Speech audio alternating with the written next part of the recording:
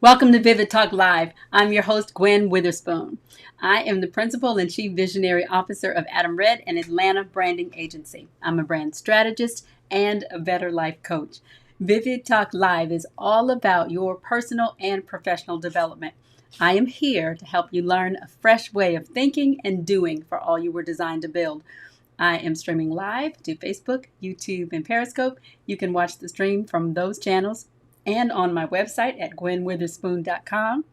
Replays are available there as well as on IGTV and Twitter. Make sure you follow your favorite channels so you'll receive notifications when I go live Wednesdays at 7 p.m. Eastern Standard Time. Now, in this episode, I want to help you understand that everything you are is what's needed in the marketplace. Your outlook, your personality, your passion, they are all needed because you are your brand. Please introduce yourself in the comments. Your questions are welcome. Katrina and Ron are helping monitor the chat. Thank you so much for joining, and please share the link to invite your friends. Tell them about the replays, and we'll get right into it right after this.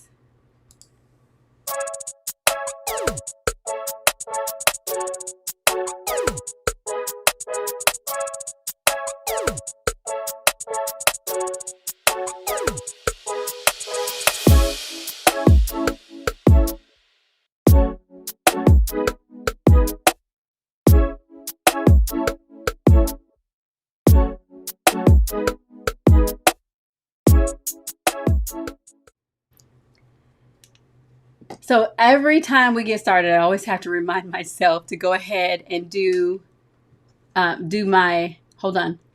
Do you want to, Ron wants to focus. He says I'm out of focus. Okay, so let's do a little focus. Little technical difficulty. You get to see the background. Let me see. I think it looks good. You have to come see though. We see a little of my background. I see a little corner of my background over here. Anyway, I always have to remind myself that's going to bother me. I'm going to see that all the whole show.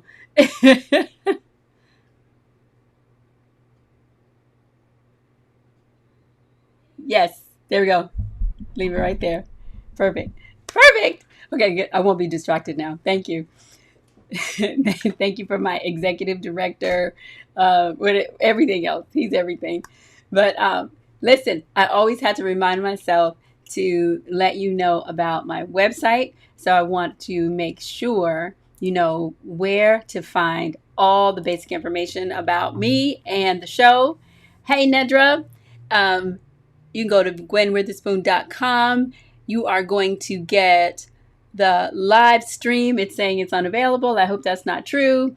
Oh, you know what? I might need to reload it. Let's see if that'll work. But you'll see the live stream for the show every Wednesday. You will also see the replays from the week prior. The big one is the week prior, and the others are all right there in one place. You can also find them on all your favorite channels on Facebook, on YouTube, Periscope, Instagram, all of those. So whatever floats your boat, you can find it. And then you can also contact me directly on my website, gwenwitherspoon.com/contact. If you have any questions that we don't cover during the show, or even that we cover and that you want to give me some comments, you can definitely contact me there. There's also a store. I always forget that too. So let's go there real fast. There's a store where you can purchase assessments. You know, I'm always talking about you and your personality and who you are. And so I have a few favorites that I sell on my website.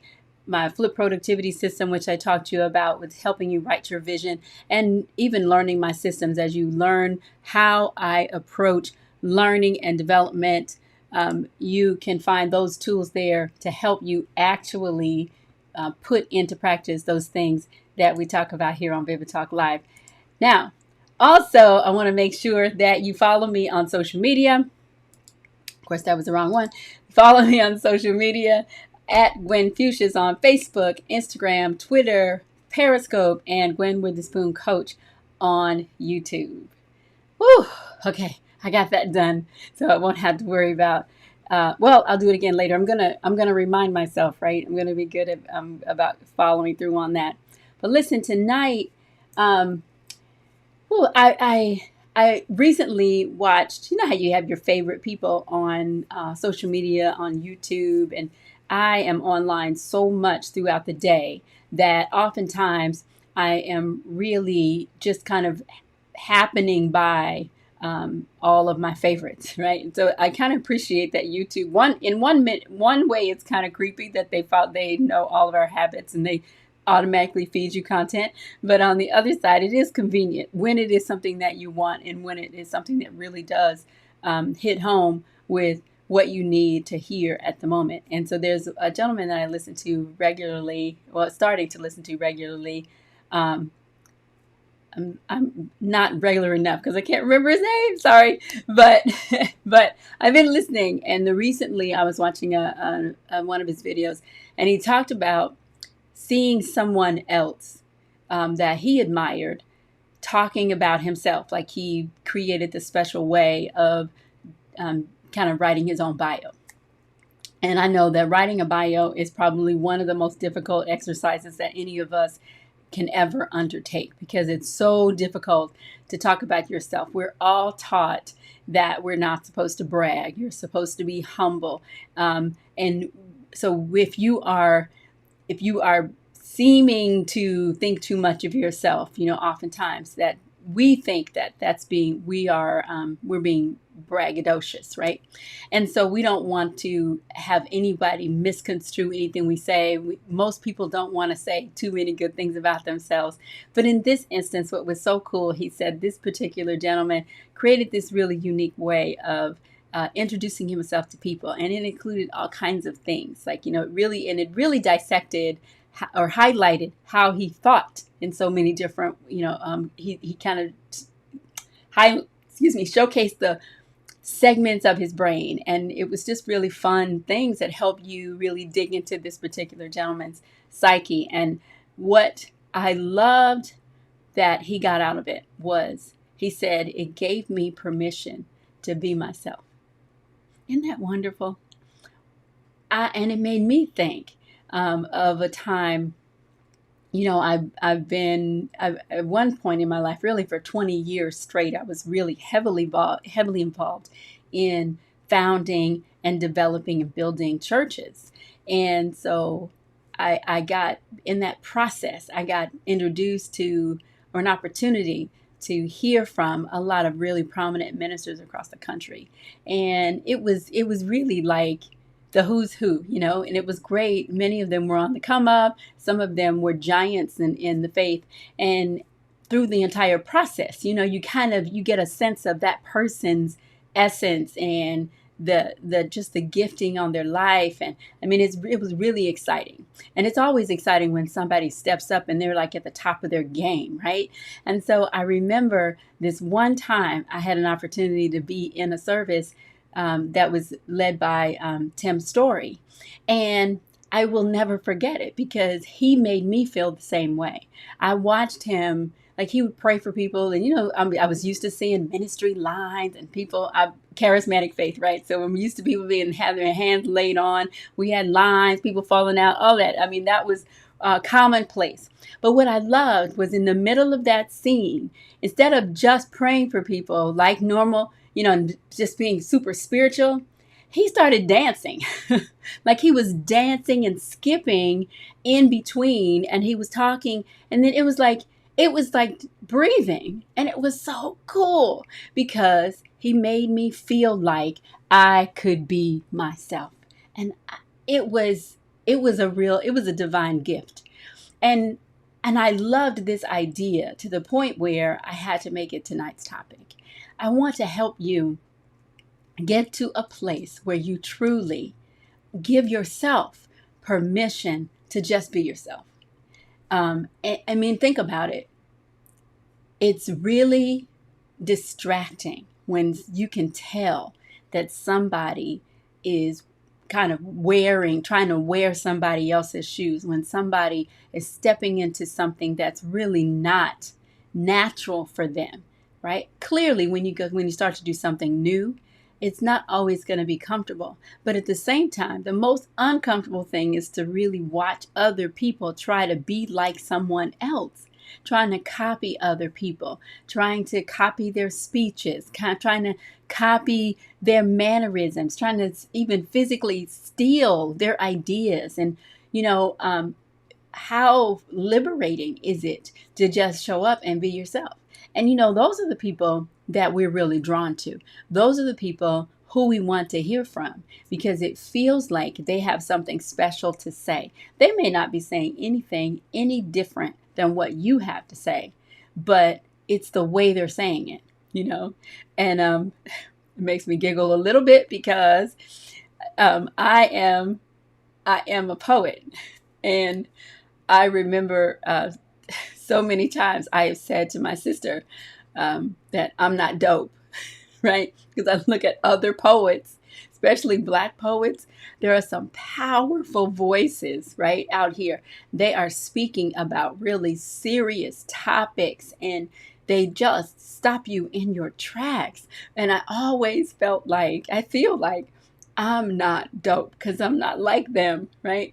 I write about love and light and laughter and joy and happiness. And I don't feel like I am digging into any real deep, you know, political or social topics. I don't feel like my work is really, I don't know. I just don't feel like it's that it hits people like that. And I've always admired that quality. But you know what? It may not be my destiny to be dope, right? And not to be dope in that way. I had some young people come to me. I think they were younger than my child. He's 35 or something. He's 34, 35, somewhere in there. I forget. It's been so many years, right? But I was performing at one of my last poetry gigs, and these two young people came up to me, and one of them said, "Oh man, you are so dope." And I was grateful because I was like, really? Right? And so you may have something like that as well, where you feel like you just don't live up to whatever standard you may have set for yourself, or some quality that another person may have, right? But that's okay, because who you are, the way you are, is enough. I think I said that last week or the week before, who knows? But who you are, what you have, what you've done, all of it, it's enough. And we need you to show up as yourself. We don't need you to be like anybody else. And just because you see something going on in the marketplace where people are making good money from it, and they seem to be doing well, and people seem to be really leaning toward it and really going after it hard and really buying in, and you don't feel like you're getting the same kind of buy-in, the temptation is to try to do what you see them doing. And I think you definitely can learn from what they're doing, for sure. You can dissect it, and you can figure out, well, what is it that's attractive about that? What is it that's attractive to you? Right, Ron, just show up. You got to show up, but you got to show up as you, because that person is already themselves. They're already doing what they need to do, and we need you. We need your flavor, what you bring to it. And you think about it. You need to cut through the noise. And if your voice sounds exactly the same as somebody else's, you can't cut through, you know? Of course, as I've done this show and I've shared some of my insecurities around it with you, you know, I said to Katrina at one point that, you know, I don't really interact. I don't know how to interact, or I don't think I can interact as easily and as comfortably with people in a live platform like I see so-and-so, or like I see so-and-so. And what I'm learning as I'm doing it is I'll get better as I do it. But if I just continue to compare myself to so-and-so and so-and-so, I'm always going to come up short in my own estimation. You know, no one else said that to me. I made it up for myself. And I think that's one point I want to make too, is the thing that you think you are missing is probably not the same thing that anyone else is judging you on. You are the one who's saying that about yourself. And what we need you to do is to let go of all of that and just be the version of yourself that you were intended to be, because you are the most interesting person in the room, really. And I love, there is a quote I want to share with you. Have you ever heard of Iris Apfel? She's a delight. I love this. If you're not interested, you're not interesting. Isn't that fabulous? If you're not interested, you're not interesting. And so what I want you to remember from that quote is your outlook. Right, Ron, somebody needs what you have experienced. Someone. And I think I also mentioned before, Katrina said that she had heard somebody say that there are people out there whose ear is tuned to your voice. And so if you're not speaking, then they're not getting what they need. And so your perspective, your outlook, who you are, the things you care about, what you're interested in, that's what people want to hear. That's what people need to hear. And so if you're going to be interested, right, you need to care. You need to be concerned. You need to invest yourself in the things that you care about. And you can't be worried about whether somebody else thinks that thing is frivolous. Another thing that makes me smile, I am interested in dollhouse miniatures. Ooh, if I could pull down my paper, if I pulled it up, you would see some of my miniatures behind me. And they just make me happy. They bring me delight. They give me joy. And there's absolutely no real apparent reason for it. It's really, I can explain it. I can make up an explanation. How about that? But it makes me happy. And what I realize is at some point, I'm going to get back to using my miniatures to share my perspective, using my miniatures to inspire people, using my miniatures to change the world, right? And you may have something silly like that. It's silly, right? I think that there are three things that I absolutely love that are what I feel like are dying art forms. One is miniatures, two is poetry, and the other is crochet. Like, can you imagine? I love all those things, and I'm interested in them. And you know what? I see all kinds of stories popping up around this as signs to me to help me remember that, not to forget that, for me to remember to invest my life in that and invest my joy in it, because those things, I can use those things to change somebody else's life because I'm interested in them. If you're not interested in it, you wouldn't be able to use them the same way, right? And so there's things about that you care about that other people. I know Nedra manufactures products. I don't know anybody who thinks the way she does. Anything you need, she can create a product to solve that problem. So she's interested in that. And so we need her to invest that in the earth. And what about you? What are you interested in? The very things. I don't care if anybody else is talking about it now. I don't care if it's dying as a business, because you might be the one person who can resurrect it. There was a company I saw on CBS this morning, the Sunday show. We love seeing the stories about people. And they were talking about a business that a modern 21st century business within the last year, I know I've seen the story, that is making their money selling vinyl records. And they are investing in high quality graphic design for all of the packaging and the marketing and promotions, like back in the day when I was studying graphic design before it was done on computers. And so you can't tell those men that nobody wants to buy vinyl, because nobody was buying vinyl, right? But they started a business because they were interested in it, and they felt like there was a place for it still in the marketplace. So they figured out a way to make it profitable, to make it cool. So that may be you. And then this is the other thing I want you to remember too. Don't stop worrying about how much money you can make.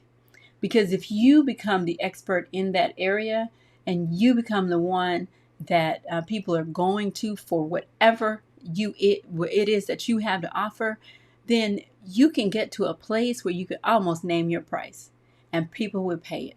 I mean, I keep thinking of other instances, but I'm not going to go into too many more. But just, you have to be interested, because we need the way you see the world, the way you write. I mean, I think of Intisaki Shange, and just the style of her writing was so contrary to everything that was in. Yes, Ron, do what you love and the money will come. But her writing style is so contrary to everything in the literary world. Yet it's fire. So I'm sure someone at some point told her that her work didn't live up to whatever standard that was set. And I want you to be a standard breaker, right? Or a standard creator. You create your own standard. And I think it is important for us to know what industry standards are. I think it's important to investigate. That's where it comes to be in what it means to be interested. If you're interested, you're going to be investigating, you're going to be researching, you're going to be looking and for new experiences and trying new things. And that is going to yield a body, a library of information that you can use, that can inform how you show up in the world. And that's what we want. That's what everybody wants. But again, I was going back to the standards. We want to know what industry standards are. It's like we want to know history so we don't repeat it, or so that we can repeat the good things in history that we've learned. And so standards are important, but they're not everything. And standards, also studying standards, studying what other people have done, also gives you an opportunity to see a gap, to see a hole, to determine, oh, I'm going to go that way instead. Everybody's going this way, I'm going to go that way. I talked to another entrepreneur probably about a year ago as well, and he was looking at a certain industry, and everybody was offering the cheaper options. I think it was in transportation, and so Uber, and Lyft had shown up on the scene, and they were driving down the cost of the price for travel, for taxi service and all of that, the rideshare, with the rideshare revolution. And he was involved in this transportation industry, and he decided, instead of going that route, trying to provide the cheapest service possible, he said, I'm going to go the other way, and I'm going to create a high-end service. So I'm going to go after corporate private car service people and charge hundreds of dollars, rather than just going after the general market and trying to compete on price. And so you may do the same thing. You may decide that you're going to do the same thing when you go ahead and investigate, right? When you just dig into the thing that you're interested in, and that one little idea, it could be so powerful. You don't know how that one thing, you going down that one direction, can really set you apart and help to define like who you are. So your outlook, how you see things, think about it. The people that you want, whose opinions you want to hear, why do you listen to them? You listen to them because they have a clear voice, because they have a clear style, because they have a solid, strong, what I like to call vivid message, right? Because you know where they stand. Even like Ron loves to listen to people on both sides of the political spectrum. And I often say, why do you want to listen to them? But he said he wants to listen because he wants to hear what everybody's saying. He wants to know on all sides of every issue, what are people talking about? But what's interesting though is the voices that stand out in the middle of all of that are the ones that have a really strong, clear message. You may hate their message, but but they are strong and clear, and they have a very defined brand, because you know where they stand. And so whether it's positive or negative, the bottom line is we want to get to that place. People know generally what your brand stands for. That's what you need. That's your outlook. And then your personality. Oh my gosh, I can't say enough about that, because everybody else may be showing up, in suits and ties and skirts and heels, right? And you may not be that kind of person. That may not be how you dress. That may not be how you want to show up in the world. But make enough money and you can show up any way you want to in the world. Look at Mark Zuckerberg, notorious for showing up in t-shirts and jeans. And they look at Steve Jobs, back before he passed, he was known for his black turtleneck. And, just clearly there are circumstances where you need to dress up, or where you need to dress a certain way, or where it's more appropriate to create your version of dressing up. But for the most part, we want to see your style, your flavor, right? But now you need to put some effort into it, right? But I think you can define what that looks like. And when you do that, that also starts to help define your brand. Hey, Alexis, welcome. Good to see you again. But listen, your personality, and I love that Alexis has come. Alexis has a very definitive, defined personality. I know when I come to her, I'm always going to get flavor at every level. Every word that comes out of her mouth is intentional, and it's impactful, because she's grown to the place where she knows who she is, and she just shows up the same way. She shows up with her own unique flavor. And that's what you want. We want your personality. We don't need everybody else's. You could be quiet, you could be introverted, but you could also, when you speak, your words can be very impactful. It can be wise. Your words can change people's change their emotional situation. It can change their condition. Like, your words are powerful no matter what.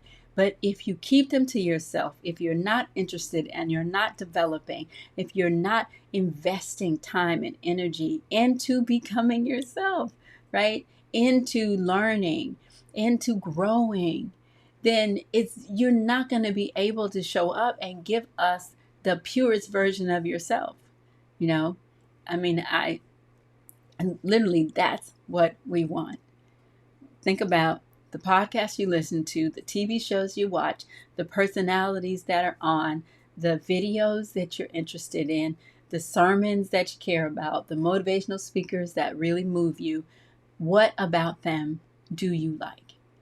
You like their personality. There's something about them that you can relate to, that you feel you learned from, but it's all about their personality.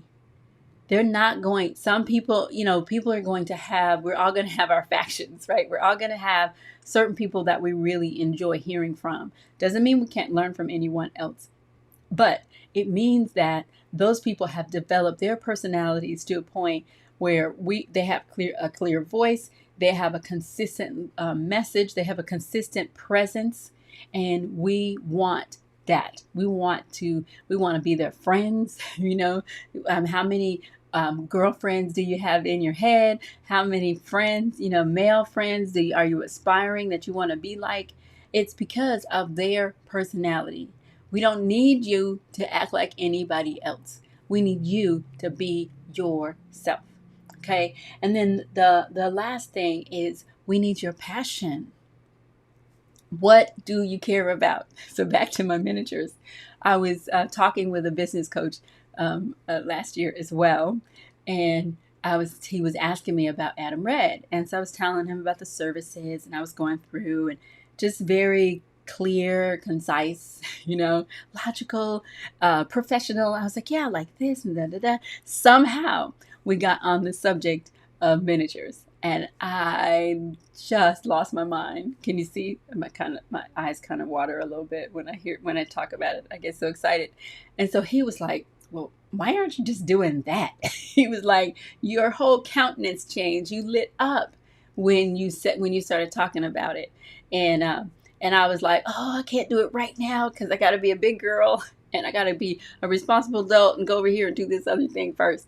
And I do. And the other thing that I want to do, I love that just as much. I am passionate about it. But this miniature thing is like, joy, love, it's everything. Like it's like the where I can go play. And so I'm passionate about it. But because I'm passionate about it, like I said before, I can turn that into a way to minister to people, a way to train young people, a way to help older people to write their vision. Like I can turn that into any number of enterprises, really unlimited, because and actually everything I'm doing now came out of that, came out of my passion for that, and because all those three things I told you were dying art forms. Oh, four. I got another one, billiards. I love to play pool.